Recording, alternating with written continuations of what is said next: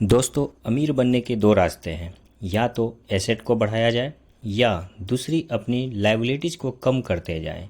हालांकि लोग ये कहेंगे कि अपनी इनकम बढ़ाओ तो अमीर जल्दी बन जाओगे, या अपनी सेविंग्स को बढ़ाओ तो अमीर जल्दी बनोगे।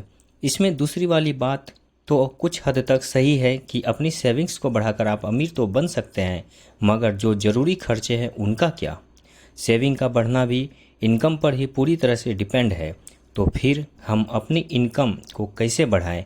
इन्हीं कुछ सवालों के सॉल्यूशन को लेकर हम आए हैं आपके पास, आपके फाइनेंशियल नॉलेज को बिल्डअप करने के लिए अपनी series how to become rich में। तो दोस्तों, आपका स्वागत है हमारे यूट्यूब चैनल फाइनेंशियल पार्क में, जहां आपको फाइनेंस से जुड़ी हर प्रकार की जानकारी दी जाएगी।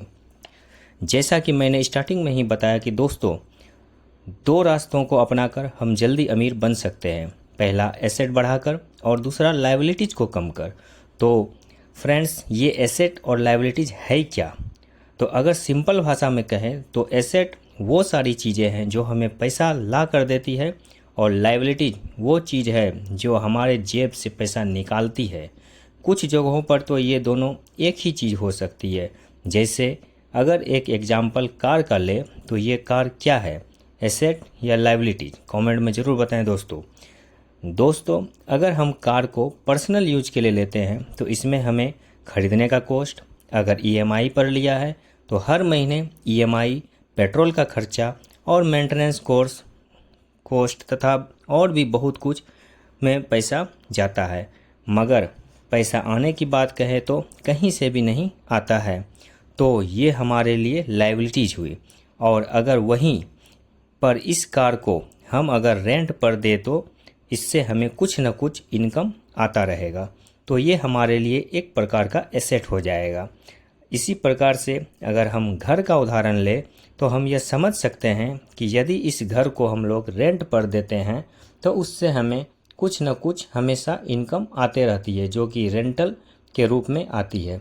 लेकिन अगर इसी घर में हम लोगों ने बहुत सारा खर्चा किया, प्लास्टर करवाया, रंग किया और भी बहुत सारे डिज़ाइनों में खर्चा किया, और उससे फ़ायदा क्या? तो सिर्फ हम उसका उपयोग रहने के लिए कर रहे हैं, तो ये हमारे लिए एक प्रकार की लायबिलिटीज़ होगी। ये लायबिलिटीज़ इसलिए होगी क्योंकि इसका साल ब साल मेंटेनेंस का खर्चा बढ़ेगा, उसके बाद उसके प्लास्टर झड़ेंगे तो प्लास्टर को कराना पड़ेगा, अर्थात इसमें हमेशा कुछ न कुछ कॉस्ट जाता रहेगा। तो इस प्रकार से हम लोगों ने समझा कि एसेट और लायबिलिटीज क्या है। इन्हें हम कुछ उदाहरण के तौर पर भी समझ सकते हैं कि यदि हम एसेट की बात कहें तो एसेट के रूप में हमारे पास एफडी हो सकती है, अर्थात फिक्स्ड डिपॉजिट। हमारे पास लिक्विड कैश मनी हो सकती है, बॉन्ड्स हो सकती है, स्टॉक्स, म्यूचुअल फंड या किसी प्रकार की लैंड या प्रॉपर्टी। और यदि हमारे पास घर है और उस घर का उपयोग हम लोग रेंटल पर्पस से करते हैं तो वो हमारे लिए एक प्रकार का एसेट्स हो सकती है। वहीं अगर हम लोग लायबिलिटीज़ की बात करें तो हमारे लिए क्रेडिट कार्ड का लोन, पर्सनल लोन, कार, महंगे फ़ोन आदि ये सभी लायबिलिटीज़ का पार्ट होगी। तो दोस्तों, हम यहाँ पर एसेट और लायबिलिटीज़ के अंतर को समझे और हमारे लिए क्या ज़रूरी है इसे समझे। अब आगे के वीडियो में हम समझेंगे कि अपने एसेट का उपयोग अपने फाइनेंस की स्थिति को सुधारने के लिए कैसे करें। तो बने रहे हमारे इस फाइनेंशियल टिप्स की सीरीज में।